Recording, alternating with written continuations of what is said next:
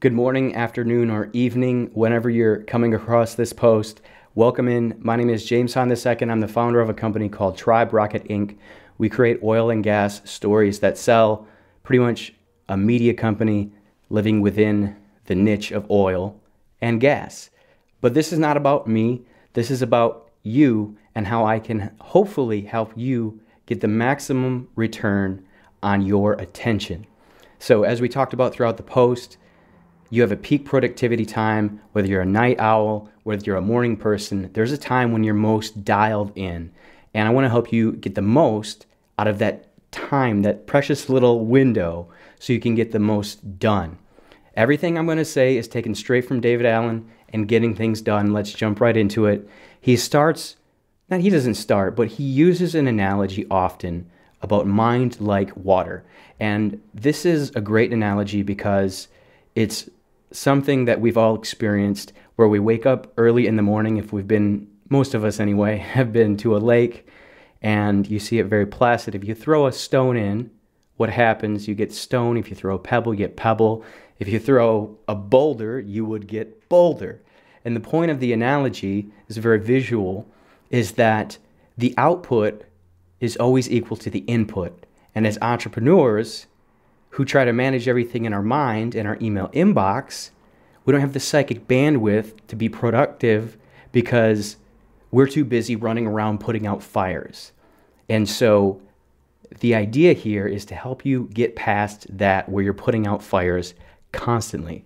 And as our friend Bruce Lee would remind us, be like water. Be water, my friend.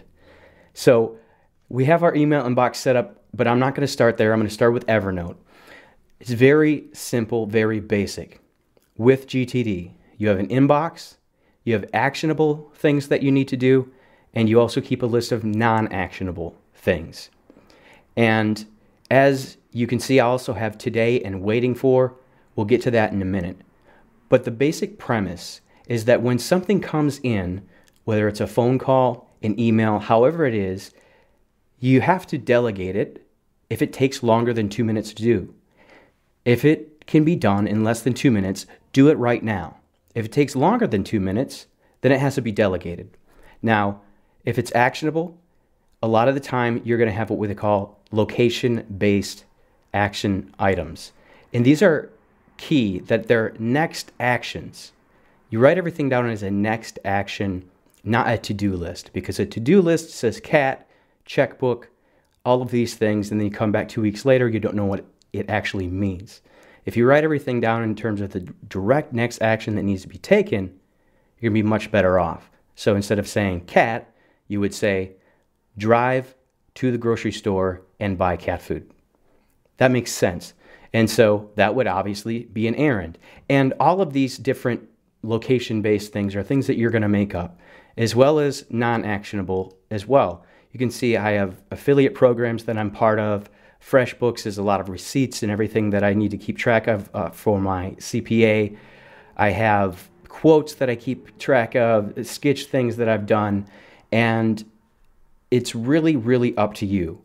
So again, you have your inbox, you have your actionable, non-actionable, and today is obviously things you're going to do today, and waiting for is very helpful because you know you've sent emails to people needing things, and then you go through your email inbox 8 months later and you're, oh, I never got that thing from Jeff or Sandy or Bill or whoever it is. That's what the waiting for is there, so that you can always keep track of those things that you're waiting on, so that you can move that into an actionable item. All right, that's the setup within Evernote. Now let's flip over to our email real quick. We have 3 emails here. iTunes. Hey, James, found your podcast in iTunes. I see you don't have any social icons in your sidebar. You should put some there. I did just redesign my website and I haven't put in the social icons. That's a very good point. So I'm going to go ahead and forward that and forward it straight into my Evernote account. And I'm going to edit the subject. And here's the thing. In Evernote, you've got notebooks and tags. An @ sends it to your notebook, and hashtag sends it to your tag. So @GTD, pretty obvious for me. And then also @computer, because this is something I need to do at my computer. Boom, done. I can delete that now because it's out of my mind, out of my email inbox, into my system. And then, can you help? Hey, I'd like to hire you. Obviously, that, we all get that email all the time. And so here we're going to edit the subject and again, send it in GTD. And then this is going to be a call I need to make. So I send that. Now I can delete that. It's out of my life, at least out of my mind anyway. I'm definitely going to follow up with that lead. And then with this last one here, hey, let's do lunch. Again, sending it to Evernote and then editing the subject, going ahead and sending it to GTD. And this one here is actually going to be in at appointments, if I can type today. Okay, boom. And now we get to delete. And when was the last time you had that glorious no new mail?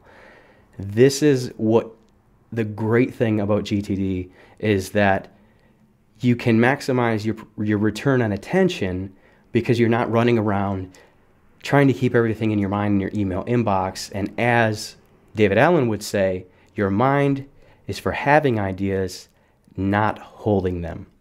So I hope that was helpful. If you have any questions, you can certainly email me anytime, james@triberocket.com, or you can hit us up at triberocket.com. Listen to the show. We have a couple different shows, all that stuff. But most of all, thanks, Mark, for allowing me to do this guest post and this guest tutorial. I hope you all found it helpful, and I hope you maximize your return on attention. Take care, guys.